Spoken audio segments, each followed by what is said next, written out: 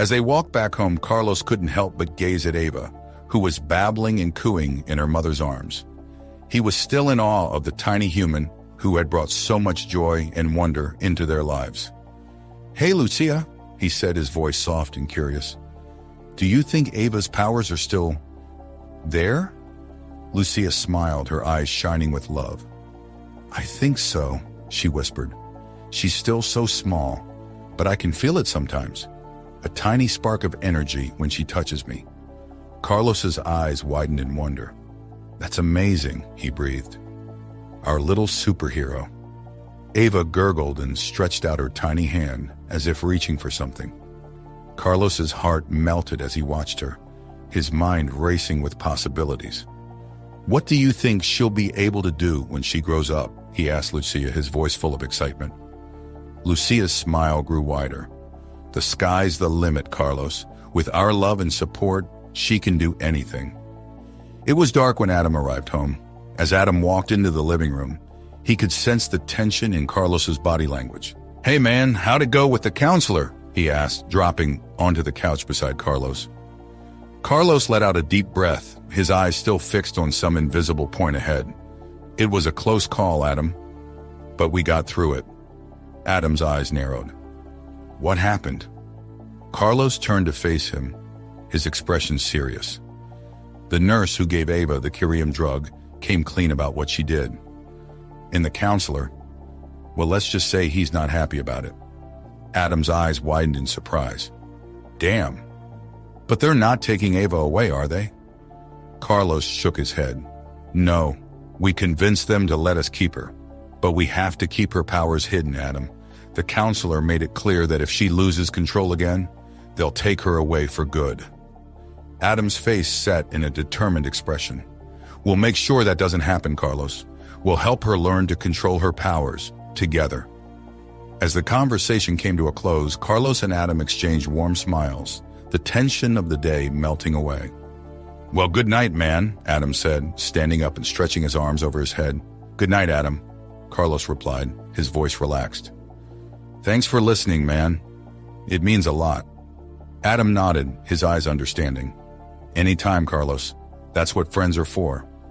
With a final nod, Adam headed off to his bedroom, leaving Carlos to settle in for the night. As Carlos climbed into bed beside Lucia, he felt a sense of gratitude for the friendship he shared with Adam. It was a reminder that, no matter what challenges lay ahead, he wasn't alone. "Good night, love," Lucia whispered, her voice soft and soothing. "Good night," Carlos replied, his eyes closing as he wrapped his arms around her. "I love you." "I love you too," she whispered back, her body relaxing into his embrace. As they drifted off to sleep, the darkness of the night was filled with the soft sound of their breathing, a reminder of the peace and love that filled their home.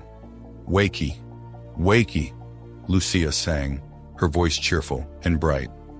Carlos groggily opened his eyes, rubbing the sleep from them. "Is it morning yet?" he mumbled, his voice still husky with sleep. Lucia laughed. "Yes, it's morning. And it came fast, didn't it?" Carlos sat up, stretching his arms over his head. "I guess so. I'm still trying to wake up." Lucia smiled, her eyes sparkling with amusement. "Well, wake up fast because we need to get moving. I'm heading to the mall to pick up some food items, and I could use your help." Carlos nodded, his eyes focusing now. "Okay, what do you need me to do?" Lucia handed him a soft, cuddly bundle. "Hold our little shopping buddy, of course." Carlos grinned, taking Ava from Lucia. "Hey there, little one," he cooed, smiling at his daughter's sleepy face. Ava yawned, stretching tiny arms and legs, and Carlos chuckled. "Looks like someone's ready for the day." Lucia laughed. "Definitely." "Okay, let's get moving. We've got a lot to do today." Together, the little family set off for the mall, ready to face whatever the day might bring. As they stood in the mall, surrounded by the hum of shoppers and the gleam of storefronts, Carlos and Lucia watched in disbelief as the nurse hastily departed. "I can't believe she's out already," Lucia said, her voice low and disapproving. "What kind of pull does she have?" Carlos's eyes narrowed. "I think we're about to find out." He gestured discreetly towards the suited man who had fetched the nurse. Look at him. He's not just any ordinary guy.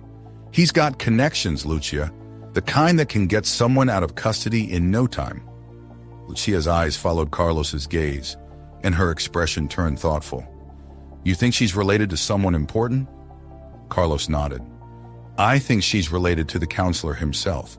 That's the only way she could have gotten out so quickly. Lucia's eyes widened in understanding. That would explain a lot.